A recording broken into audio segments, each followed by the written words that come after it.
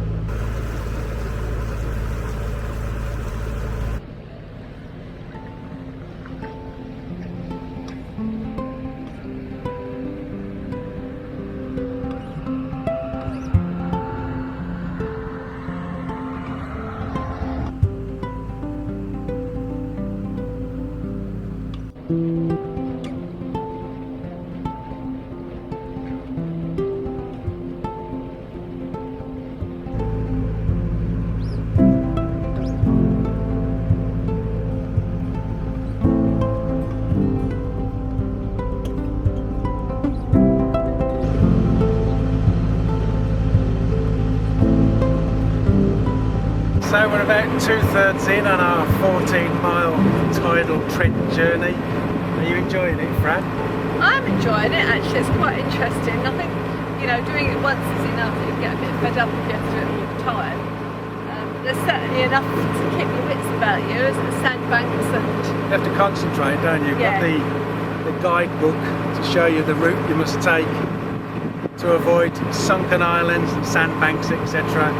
But it's pretty straightforward. We're in high tide now, so I think it's just common sense really, isn't it? Avoid the each side of bends and go with the flow. The first part was a little bit slow because we were going against the incoming tide, so we're going a little bit slow. The tide has turned now, so we've really speeded up, haven't we, for this last little bit? Yeah, so just I think it's about 3 miles left to do now, isn't it? Something like that, and we'll be going through Torksey Lock.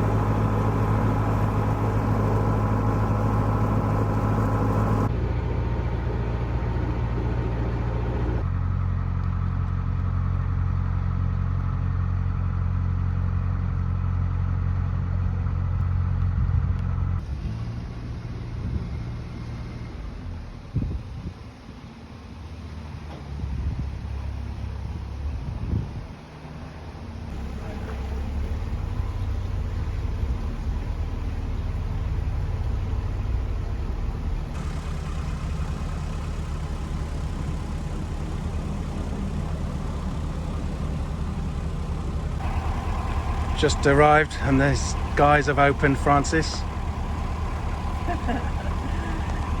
I'm known for cold showers in the rain, aren't I?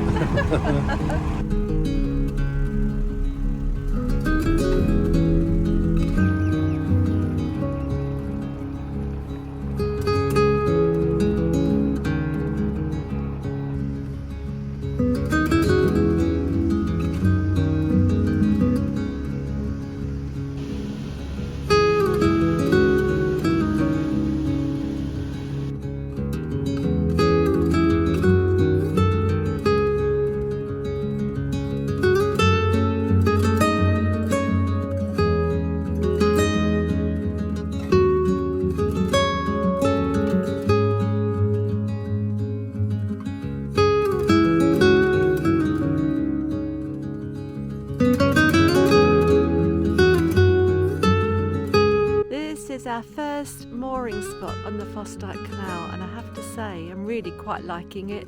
The boat is moored just down here, down a steep bank, but there are stairs going down to it, and because this high path runs all the way along the canal, it just gives you a huge feeling of space and openness, big skies, big views.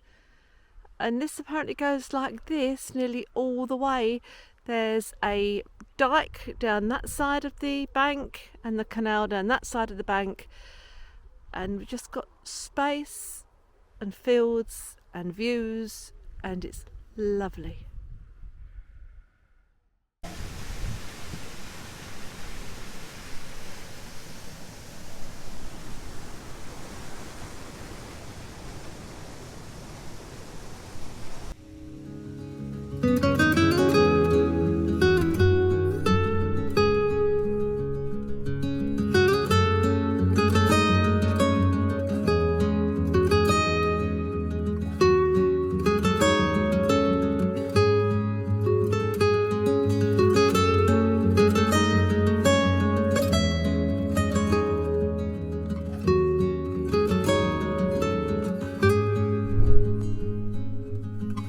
So we made it along the River Trent, along the Tidal Trent, and Trent. Right, I'm going to start. So we're here at Torksey Lock, and we made it along the tidal section of the River Trent in one piece. No events, everything runs smoothly. We just followed our friends, and it was easy peasy, wasn't it? The map that we bought was really useful because it does show you where all the sandbanks are that you just cannot see, and the bits that you have to zigzag a little bit across the river.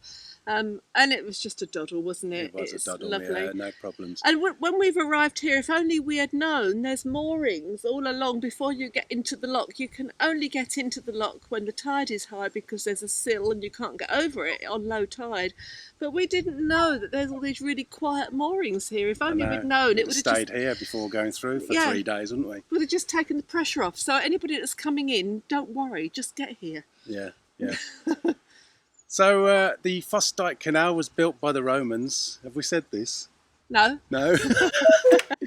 Built by the Romans, apparently, all those years ago. So it makes it the oldest still navigable canal in the country. And they're not Absolutely absolutely sure whether it was built for navigation or just for drainage, because obviously this was all marshy, flooded ground. So I don't think anybody is absolutely sure, but certainly by 1066 it was a port at Lincoln, so it was being used then. So it's very exciting. Yes, so we're going to shoot all the way down to Boston. We're not going to do any filming until we get to Boston.